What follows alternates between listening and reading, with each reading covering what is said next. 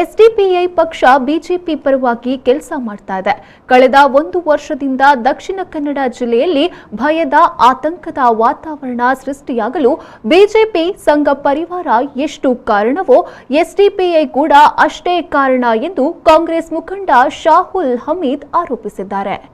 ನಗರದ ಕಾಂಗ್ರೆಸ್ ಕಚೇರಿಯಲ್ಲಿ ಮಾತನಾಡಿದ ಅವರು, ದಕ್ಷಿಣ ಕನ್ನಡ ಜಿಲ್ಲೆಯಲ್ಲಿ ನಡೆದಿರುವ ಅನೇಕ ಘಟನೆಗಳಲ್ಲಿ ಕೋಮು ವೈಷಮ್ಯದ ಕಿಡಿ ಹಚ್ಚಿ ಗಲಭೆ ಸೃಷ್ಟಿಸಿ ಅಲ್ಲಿಂದ ನುಣುಚಿಕೊಳ್ಳುತ್ತದೆ.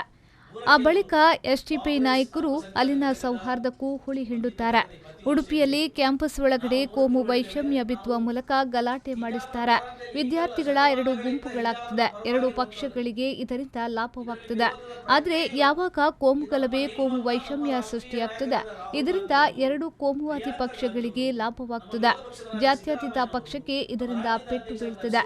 ಕಾಂಗ್ರೆಸ್ ಪಕ್ಷ 100ಕ್ಕೆ 100 ಹಿಜಾಬ್ ಪರ ಶತಮಾನದಿಂದ ಇದೆ. ನಮ್ಮ ನಾಯಕರುಗಳಾದ ರಾಹುಲ್ ಗಾಂಧಿ, ಪ್ರಿಯಾಂಕಾ ಗಾಂಧಿ, ಸಿದ್ದರಾಮಯ್ಯ, ಡಿಕೆ ಶಿವಕುಮಾರ್ ಈ ಬಗ್ಗೆ ಮಾತನಾಡಿ ಸ್ಪಷ್ಟನೆಯನ್ನ ನೀಡಿದ್ದಾರೆ. ಆದ್ದರಿಂದ ಕಾಂಗ್ರೆಸ್ ನಿಲುವಿನ ಬಗ್ಗೆ ಮಾತನಾಡುವ ಎಸ್ಡಿಪಿಐ ಮೊದಲು ತಮ್ಮ ನಿಲುವನ್ನ ಸ್ಪಷ್ಟಪಡಿಸಲಿ ಎಂದು ಹೇಳಿದ್ರು.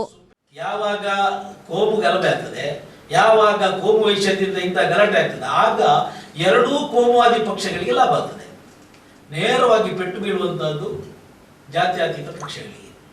ಈ ಅಬ್ದುಲ್ ಮಜೀದ್ ಕೊಡ್ಲಿಪೇಟೆ ಎಸ್ಡಿಪಿಯ ರಾಜ್ಯಾಧ್ಯಕ್ಷರು ನೇರ ಆರೋಪ ಮಾಡಿದ್ದಾರೆ. ನಿಮ್ಮ ಈ ಬಗ್ಗೆ ಕಾಂಗ್ರೆಸ್ನ ನಿಲುವು ಹೇಳಿ, ಹಿಜಾಬ್ನ ಪರವೋ ಹಿಜಾಬ್ ವಿರುದ್ಧವೋ ಅಂತ. 100ಕ್ಕೆ 100 ಕಾಂಗ್ರೆಸ್ ಅಲ್ಪಸಂಖ್ಯಾತ ಘಟಕದ ವತಿಯಿಂದ ಕರೆದ ಈ ಪತ್ರಿಕಾಗೋಷ್ಠಿಯಲ್ಲಿ ನಾವು 100ಕ್ಕೆ 100 ಹೇಳ್ತೇವೆ. ನಾವು ಹಿಜಾಬ್ನ ಪರ ಅಂತೇಳಿ ಈಗಲ್ಲ, ಶತಮಾನಗಳಿಂದ ಹಿಜಾಬ್ನ ಪರವಾಗಿರುವಂತವ್ರು. ಇದರಲ್ಲಿ ವಿರೋಧದ ಪ್ರಶ್ನೆ ಇಲ್ಲ. ಈ ನಮ್ಮ ನಿಲುವನ್ನ ನಮ್ಮ ರಾಷ್ಟ್ರೀಯ ನಾಯಕರಾದ ರಾಹುಲ್ ಗಾಂಧಿ ಅವರು, ಪ್ರಿಯಾಂಕಾ ಗಾಂಧಿ ಅವರು, ನಮ್ಮ ವಿರೋಧ ಪಕ್ಷದ ಸಿದ್ದರಾಮಯ್ಯನವರು, ನಮ್ಮ ರಾಜ್ಯದ ಅಧ್ಯಕ್ಷರಾದ ಡಿಕೆ ಶಿವಕುಮಾರ್ ಅವರೆಲ್ಲ ಬಂದು ಇಲ್ಲಿ ಕಾಂಗ್ರೆಸ್ ಪಕ್ಷದ ನಿಲುವನ್ನು ಬಹಳ ಸ್ಪಷ್ಟವಾಗಿ ಹೇಳಿದ್ದಾರೆ.